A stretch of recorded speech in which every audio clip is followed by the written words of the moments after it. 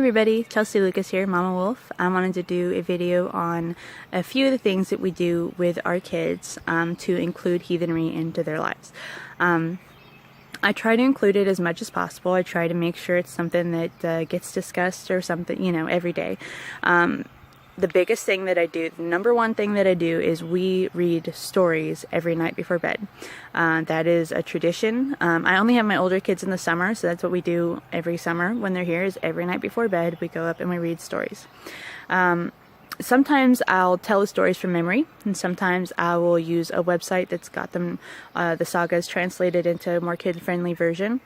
And then there's also a lot of books available. I know that there's a book called Thor's Wedding Dress, I think.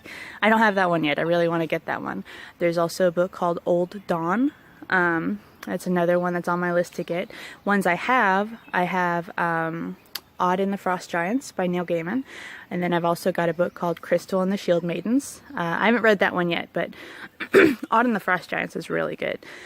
I read it just to write a review on it, and it took me an hour to read just because I couldn't put it down. It read really well.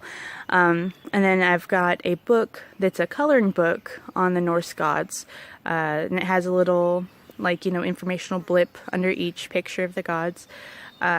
So those are things I haven't got to read with my older kids yet this year, but I'm really excited about it. There's a few things on YouTube, there's a really good version of the chaining of Fenris on YouTube that my kids love. They really like that story. So reading stories, telling stories, that is important. That is going to be your foundation for their understanding of the gods. It's going to make that just common knowledge to them. The sooner you can start doing that, the better. And it's just something so easy to do that is going to teach and convey so much. Let's see, another thing we do is we leave offerings for the whites, gods, and ancestors. Sometimes we'll leave an offering that's to a specific god, or specifically just for the fairies. That's what my daughter calls the whites. She is very fond of the fairies. So it's going to depend on, our feelings, our needs, our happenings in our lives. It doesn't really matter what you do in that, just so long as you're including your kids in your communion with the gods, ancestors, and whites. Another thing that we do is I've taken just a handful of dry grass and folded it up to be like a really simple hammer shape, and I made one for each of the kids, and we had a fire in our front yard. We've got a little fire pit, and everybody tossed in the hammer as an offering to Thor. So that was, that took me all of 5 minutes to do, and they loved it. And it was something meaningful we did as a family.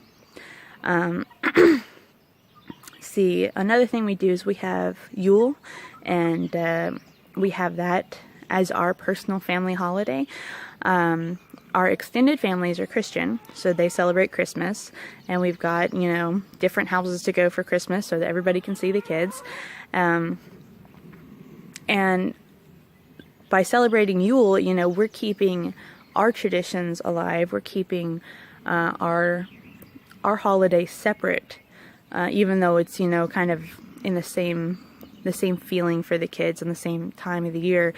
It's still going to be something separate that we can do, and then we can go visit the extended family.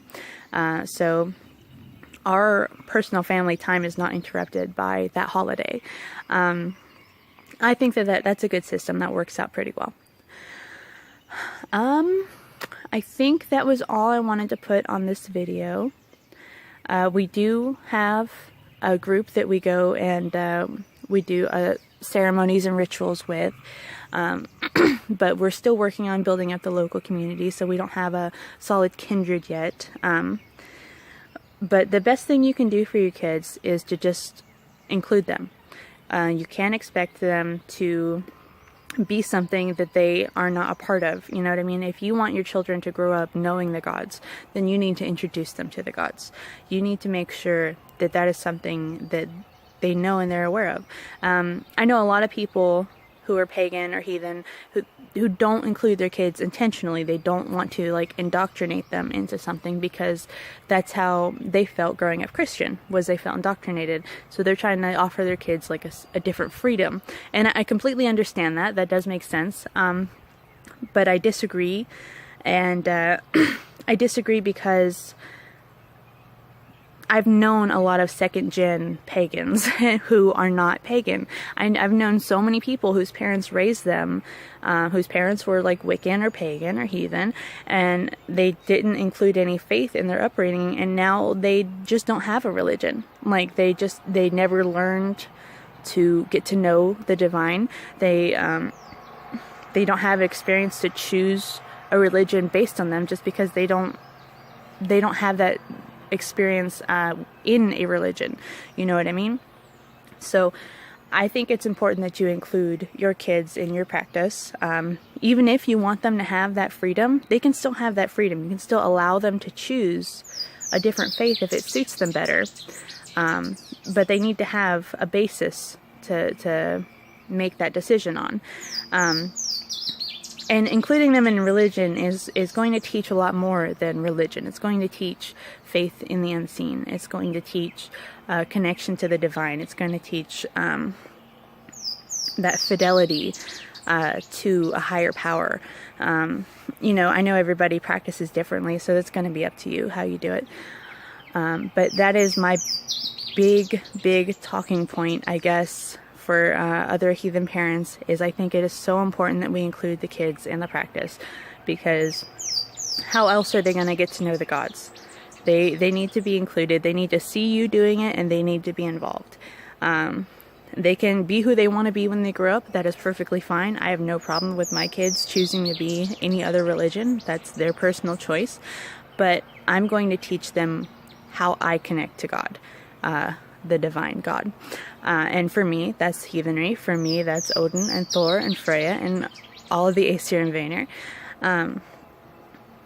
And hopefully, you know, it's my hope that they will grow up and want to be the same as me and want to be heathen and follow those gods. But they can be who they want to be. I've rambled on too long about this. So that is what we do as a family, personally. And I hope to make more videos with different ideas for people. Thank you.